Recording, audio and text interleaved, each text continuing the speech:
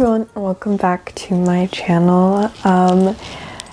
We have a lot of books over here. This is kind of what I want to read in 2025. This is very perspective, like a very perspective, like generalist, because the thing about me is like I mood read, so I will read whatever I'm in the mood for at the time.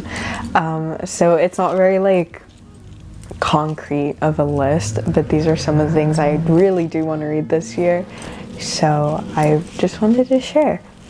Before I start off, my last video I went on a like 5-minute rant about Doctor Who, and I have some updates for you guys. Here's the fuck ass plush I was talking about. What a little cutie pie. And also I got a mug and it's David Tennant on the mug, so that's an update to my collection of just Doctor Who / David Tennant stuff as of now. It's really fun, like I said in the last video, to just kind of be geeked about like a silly little show. Well, not silly, it's kind of a crazy show. It makes me cry like all the time. Yesterday I recorded myself like crying like 4 different times over the show, and it was just like sickening. Like, I love that show.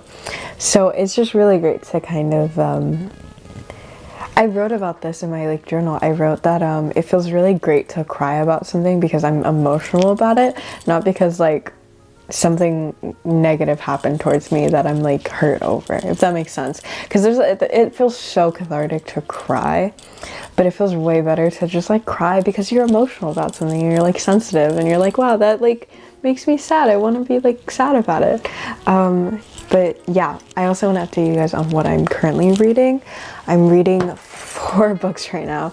I have a friend of mine who I told him that I was reading 2 books, and he's like, oh god, I hate when people do that. And like, gosh, I wish I could be a person that just read 1 book at a time, got it over with, but read 1 book at a time, enjoyed it, and then picked another one to go from. But like, my brain is so scrambled, like I will like read anything that just catches my eye at the time. As of now, I'm reading 4 different things, but I would like to say that they're at least like wildly different, either in genre, writing style, or just that kind of thing. So it's not like I'm reading like 4 fantasy books at once, at least. So currently I'm reading The Right to Sex, Feminism in the 21st Century by Amiya Srinivasan. I talked about this in my last video. It is so like, I talked about how it was really good because, not it was really good because, but it was really relevant to me because a lot of the things that they talk about so far in this book are about stuff that has been happening more recently, or just shown itself as more prevalent within like recent years, because this book was published more recently, I think in like it's like in the 2020s of some, yeah, like the 2020s. So it's like fairly recent in that sense, but it is philosophy or political theory, which I really enjoy. I really want to read more like political books and like nonfiction books as well. And then I'm also reading The Idiot by Fyodor Dostoevsky. I really still don't know how to pronounce it, but it's so fun. I love pronouncing it, like his name. But this one has been on the back burner. I've been reading this since December, like late December though, at the very least. So it's not like I've been reading it for like 4 months straight, but it's been a month, and I'm like, I'm about halfway through. I'm like 47% through. I really enjoy it, but it's just been on the back burner because I never reach for it, because I feel like I just never reach for it. It's really upsetting to me because I really have been enjoying it. I really like the development of characters. I really like what's happening right now, actually, but no spoilers on that. I'm also reading The Man Who Mistook His Wife for a Hat and Other Clinical Tales by Oliver Sacks. That's also a nonfiction book, but it's about like neuropsychology, aphasia, and like the conditions of how like the brain processes and understands things. That one is really interesting.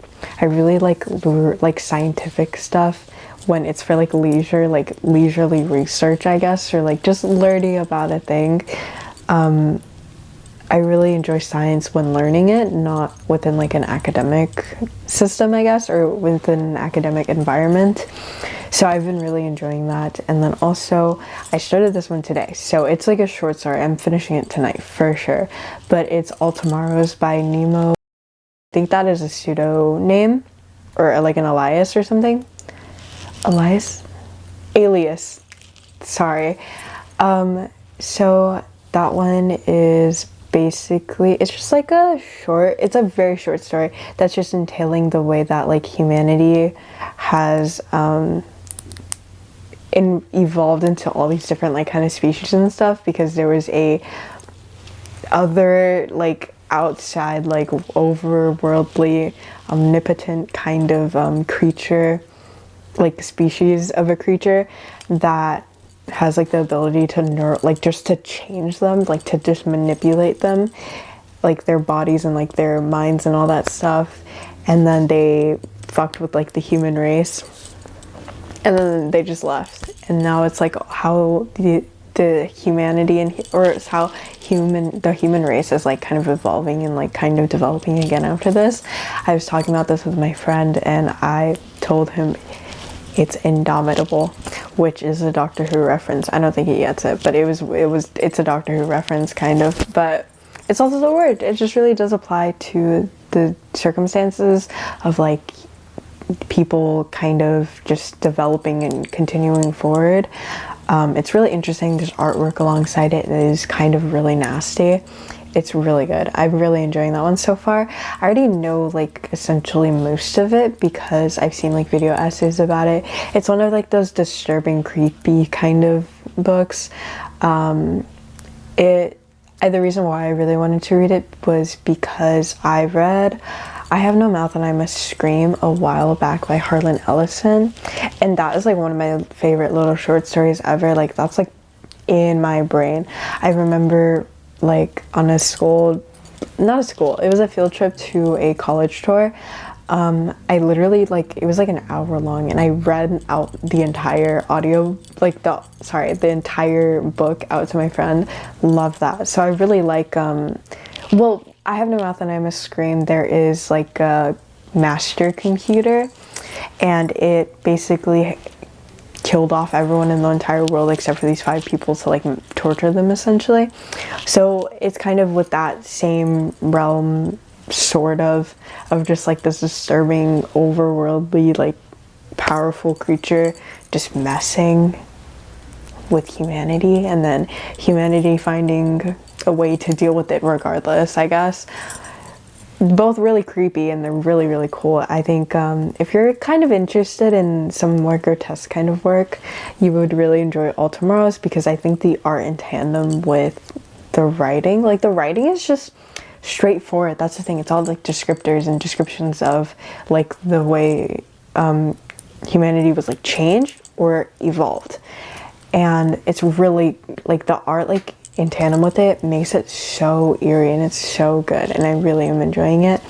I'm almost done with it already. I think the ebook is only like 110 pages or so, and I'm like 70 pages in.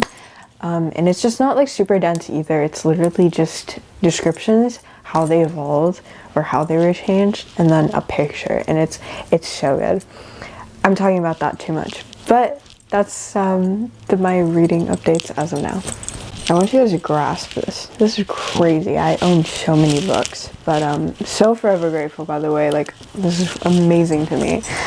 So first, I have 3 books. They're The Sisters Grimm by Michael Buckley. So this series, The Sisters Grimm, I think there's 11 to 12 books. When I was in elementary school, I read that whole series, and it stands as like one of my favorite like series ever from my childhood. It got me into reading, so it's why I'm where I'm at now today. And I'm like, I just want to reread these as well, because obviously, but another reason that I have is I think like sometimes I fall into a slump and I just like stop enjoying reading. Sometimes you kind of need like a book that's just for kids, basically, like something that is still engaging and fun and stuff, but it's not something where you need to like fight demons to get through each page. So I'm really excited to read these this year. And also we have lots of Russian literature. We have Anna Karenina. I'm a little skewed with pronunciations, but this is by Leo Tolstoy. This one I need to read for my AP Lit class, but I might not, just because I only have a month for the assignment that corresponds with the chosen book, and this is kind of a heftier book. The words are small, and actually it's not too bad, but it's like a little over 900 pages, so I don't know if I will be able to read this in that short amount of time, but I really want to read this just because I've just heard really good things about it. This is like kind of one of the books that's like revered as a classic as well, I really want to get to that eventually. This is The Death of Ivan Ilyich. This is also by Leo Tolstoy. I will probably read this one way sooner than I will open Anna Karenina, because this one's a lot shorter, and I've talked about this before, but I love when books have annotation from a previous like owner. So intimate, and this has some of it, which is why I like picked it up in the first place. And I was really excited. It's just short, it's not super dense, but I've just also heard really good things about it. I feel like I don't really go into the books like very blind. If I get a recommendation and I hear that it's good, then I'll just get it. But most of these I really don't know plot or overly like crazy details about it. This is First Love by Ivan Turgenev. This cover is gorgeous, by the way, but I don't know anything, but it's about love, so there's that. Whoa, I'm reading the back and there's a whole list of books, and I'm recognizing some people. James Baldwin, Giovanni's Room. I really need to get a copy of that soon.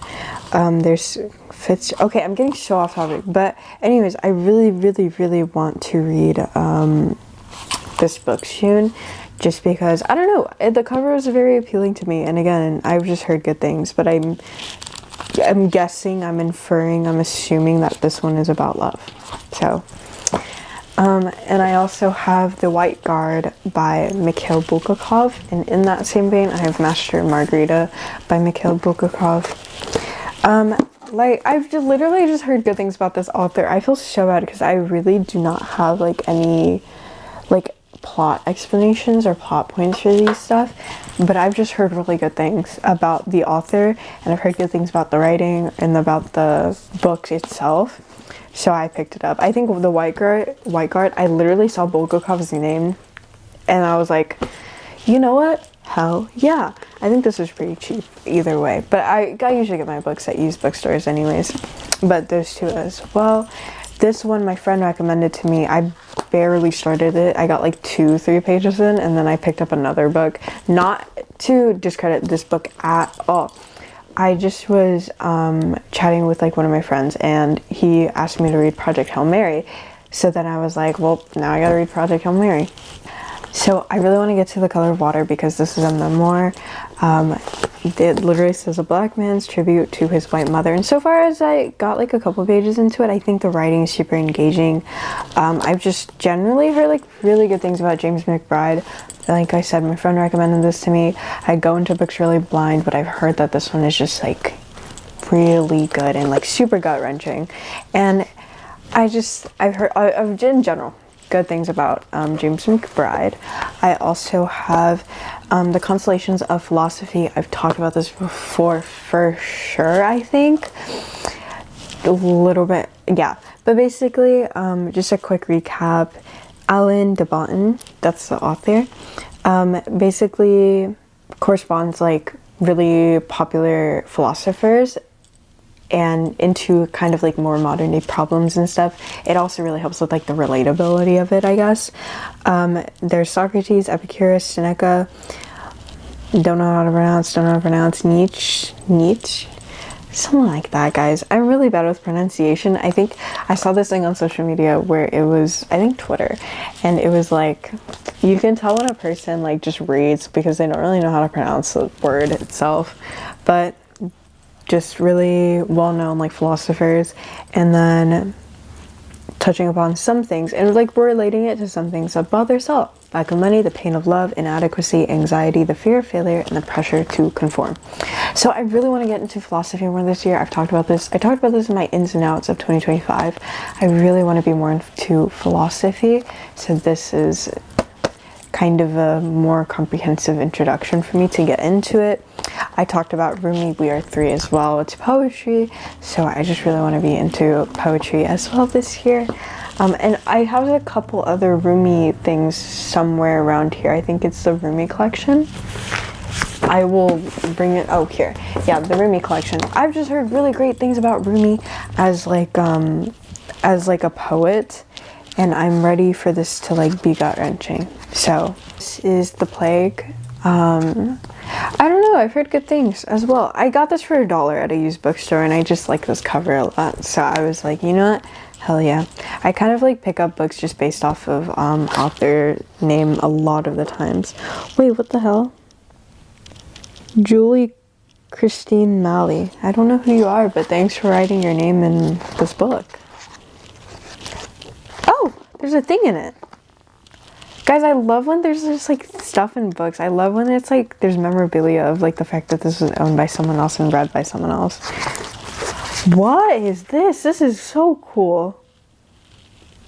Oh my god, this is from 2001. Do you guys see that? Look at that. What the hell? That's so cool. Okay, continuing. I'll just leave that back in the book. Thank you, Christine Malley. Oh, Julie Christine Malley. Like I said, just heard great things about Camus. So there's that. And also, oh, Fran and Zoe by J.D. Salinger. I really liked Catcher in the Rye. I'm one of the Catcher in the Rye enjoyers. So I really wanted to get Fran and Zoe, and this cover is just really nice. There's an embossment thing, and it just feels really cool too. But I've heard like, again, it's, oh my god, I'm like reiterating the same thing over and over. I just heard good things, so I'm like, I just want to read it. This is some science fiction. The Martian by Andy Weir. This is just because I read Project Hail Mary by the same author. So I really wanted to get this as well. Then we have Spaceman of Bohemia. Okay, there's an Adam Sandler movie that I watched with like my favorite little friend in the world. It was like a space kind of movie, and it took place in space, and then there was like a freaking spider creature guy, and it reminded me, or when talking about it with that friend, this is the same friend that recommended Project Hail Mary to me, when we were talking about it, he told me that that movie kind of reminded him of this book, because there's a thing, but I really can't touch too much upon it. But anyways, I watched the movie with this guy like a long time ago, like 2023 I think. So then I saw that this was like the book that it was adapted from, Spaceman of Bohemia by Jaroslav Kalfar. I'll have it up somewhere because I feel bad whenever I mispronounce, but that's why I really wanted to get it, because I was like, this is it. I love like connections to stuff, to media I've consumed before, and to conversations I've had with people before. I think like the connections that I have with other people about like the things that I'm interested in are what I find the most fulfillment in. This is a huge stack. So first we have St. Augustine by Confessions. This is because I really want to get more into theology. I grew up in a really like religious like family. I still am in a really religious family, but me personally, I'm not. But I find theology and like kind of the way people perceive like religion as well really interesting. This is just me touching up on St. Augustine. Also, I love Augustine as a name. That sounds lovely. We have No Exit and Three Other Plays by John Paul Sartre. Again, it was because of the author name, but also I'm actually really excited to read this because I really like reading plays. Actually, I read A Doll's House by Henrik Ibsen for my AP Lit class, and I really enjoyed reading the format of that, I guess, and so I'm really excited. I want to read more plays as well. Continuing, we have Anna Akhmatova. These are poems Poems of Akhmatova, and then Requiem and Poem Without a Hero, which I think I've talked about both of these before. But again, just more poetry. Next, we have Ada or Ardor, whatever, by Vladimir Nabokov. Again, I got this because Nabokov, I really like Nabokov's writing. I haven't finished it because I haven't got to the actual portion of the book that's like, that hits, but A Pale Fire by Nabokov as well.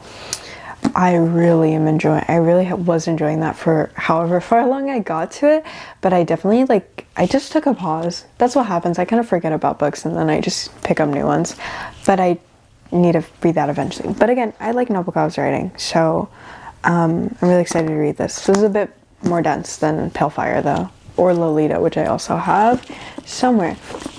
I want to read Lolita this year as well. So these are just some Nabokov books that I want to read. And then next, again, more poems. I have New and Selected Poems by Mary Oliver. I'm very excited. I've actually read a couple of the poems and stuff. I really don't know how to constitute me reading poetry for my statistical aspect of my book tracking stuff, but I'm not gonna stress too much about it because I really like reading poetry though, verbally to someone else, because that's when I kind of think about it a lot more, when I'm just talking it out loud to an attentive mind, I guess. I usually send voice messages to my friends reading poems from this book, so I'll probably continue doing that. And then I have The Museum of Love by Steve Weiner. I'm a kid, I'm sorry, I shouldn't laugh about that, but this is some kind of freaky writing. I think it's hallucinatory. Yeah, I read the description of this book in here and I thought it was really cool, but I think the cover itself is the most exciting part about this book, seriously. Okay, this is me editing it literally right after I recorded it. I realized I got distracted and I forgot to record a clip of the cover of Museum of Love. Look how cool that is. Whatever, anyways, this cover is really cool, and if you know me, I'm a really big bug lover, so it caught my eye immediately. So back to the video. Yeah, but I think the cover is really cool. I'm really excited to read this. I got this from a huge bookstore again. That's where I usually get my books. Next we have Sally Rooney, Intermezzo, whatever. This is one of her more recent books, I think, that just came out. I might be so completely wrong, but I read Normal People by Sally Rooney. I think Sally Rooney is an author that you either love or you hate. I read Normal People and I actually really quite enjoyed that, so I got this book as well because I've heard really good things about this book and I have read something from this author before, so I know that I at least enjoy the writing. And then next, this one is so interesting. Oh my god, I love picking up interesting books like this, but this is McSweeney's issue 27, and look, it's this. Okay, wait, sorry, I have to do it again because I got excited. It's oh, I don't want to dox myself, so I'll do it backwards. It's this, and then there's little peepholes, little holes in the back. You can see that, and then look. Oh, turn it. There's 3 separate things in here, right? So one of them is this. This says, what does this say? 27. Oh, I'm so silly. Of course it says 27, but 27. But this is the written portion of it, and I think this format is so cool as well. It's a little blog type of thing. It looks really interesting. And then also in these other 2 little booklets that came alongside it, lots of things like this, and then it's just this. And then it's just art, and I think that's the sickest thing in the world. I love when books do this kind of thing. And then next we have more artwork. That is so cool. I have another book that's like this that I will grab for you guys and show you guys it, because what an interesting way to convey art and to fit visual art into literature.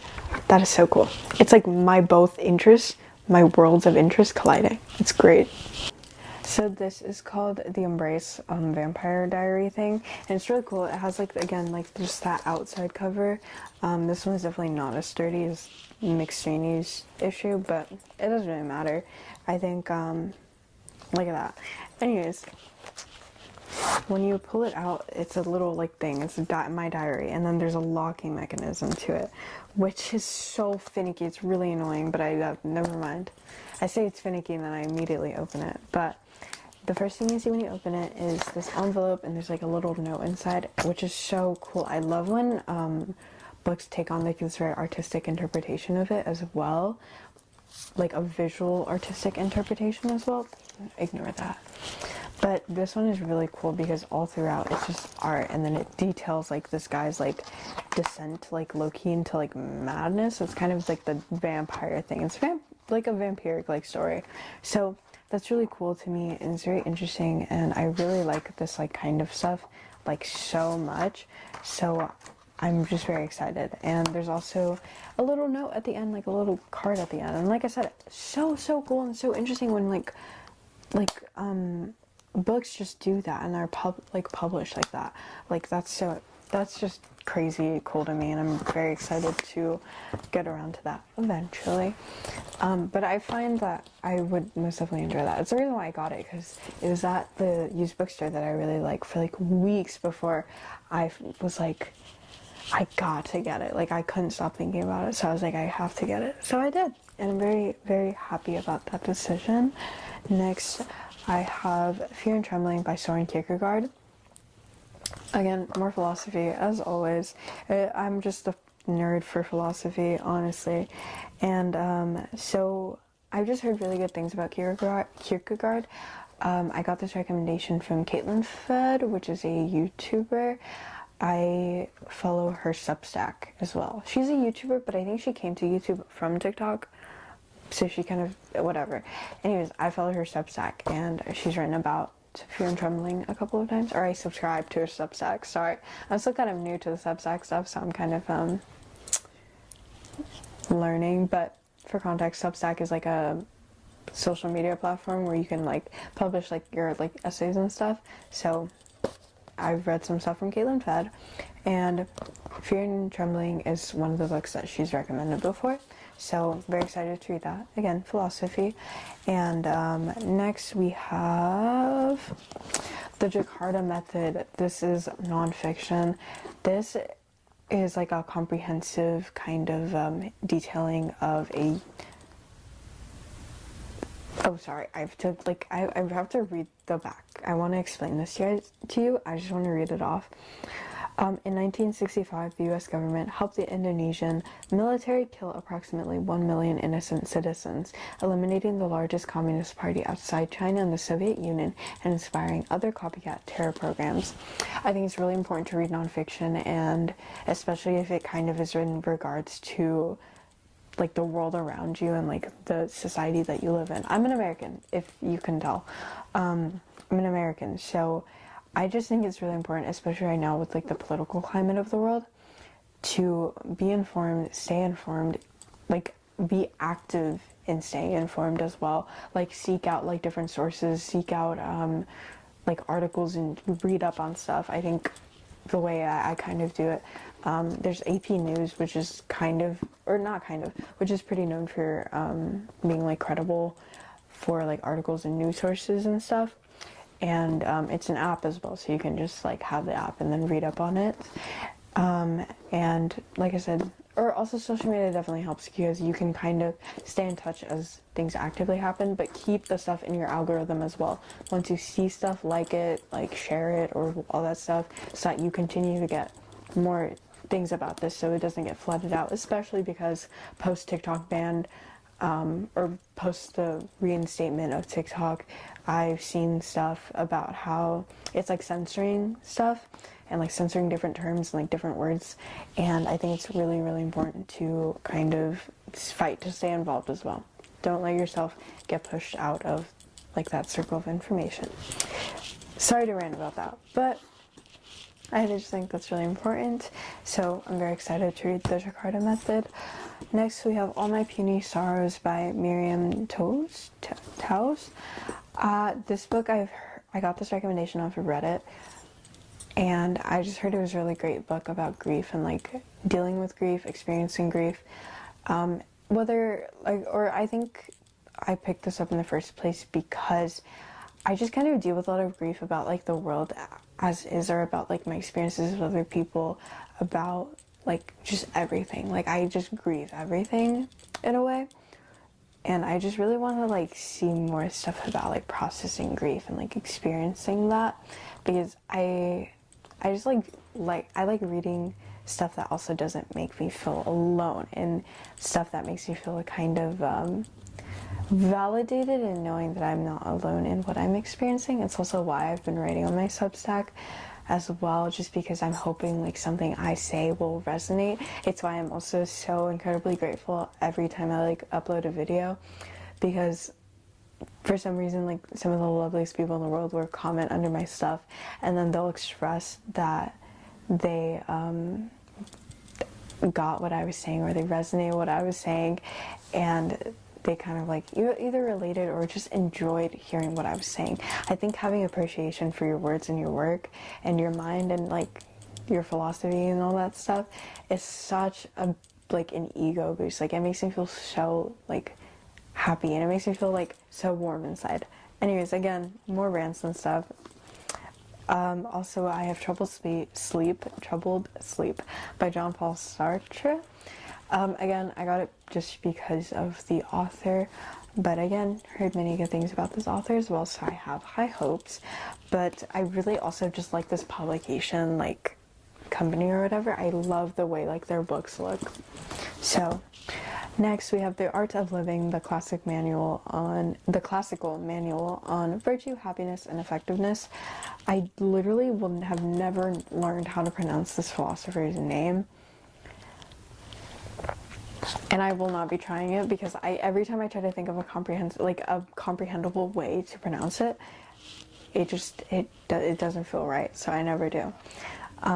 But again, more philosophy. I'm very excited to read that as well. Next we have Simone de Beauvoir. This is The Second Sex. Again, I want to read this after I finish reading The Right to Sex by Amiya Srinivasan, because I really I think I've said before, I just really want to be more into feminist philosophy and theory and stuff, and I've just heard very excellent things about this author as well. So I also want to get another book by this author, but I can't remember the name, but I think it was another thing about philosophy. That's all I know. So very excited for that as well. Next we have Letters to Milena by Franz Kafka. I think I saw a YouTube comment about this book recently, where it was basically like you get such a big insight on Kafka's character and who he is as a person, and you can really see that like peek through like the letters and stuff. And it's also really interesting because these letters are like one-sided, so we're only getting one half of the conversation essentially, but you still manage to see like his behaviors like peek through and show up through like the writing. So I think that's really interesting, really cool. And then lastly we have second to last, we have The Sound of Waves by Yukio Mishima. This is Japanese literature. I really just want to expand more of what I'm reading, especially beyond like Murakami, because I do have like 3 Murakami books, and I really want to expand beyond like just reading Haruki Murakami, because I think there's just so much amazing literature out there, and I got this as a recommendation. So The Sound of Waves, Yukio Mishima. Next, or finally, we have this big guy. This is The Great Ideas, a Synopticon, Angel to Love. So this is a part of Britannica's Great Books. I just saw this and I thought it was really incredibly interesting, but it's just about like Western philosophy, which I have some feelings about like just like Western philosophy, but either way, I just really want to delve deep into learning about stuff. And I think stuff like this is really interesting.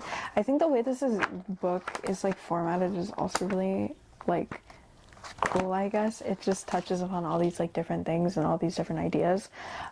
There's a bunch of philosophers listed in here. I think this is chapter wise, but there's Homer, Sophocles, I think is how you pronounce it, Plato, Aristotle. Like I said, I really don't know how to pronounce a bunch of these names at times, so excuse me if I mispronounce things. Euclid, Archimedes. There is also Descartes. I feel silly whenever I pronounce these. There's Locke. Who else do I recognize? I recognize some of these names, but I'm really not trying with the pronunciation because that's embarrassing to me. There's Kant, there's Darwin, Marx,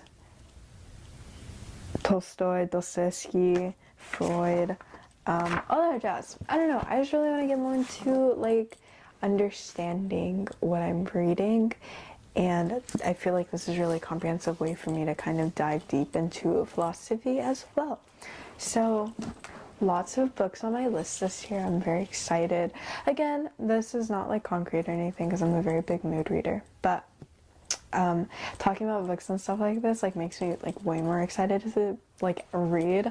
I think like the conversation part of literature is also really important to kind of foster that love for it, because I often find that whenever I talk about books, I share about what I'm reading and about the insight that I've gained or all that other stuff to other people.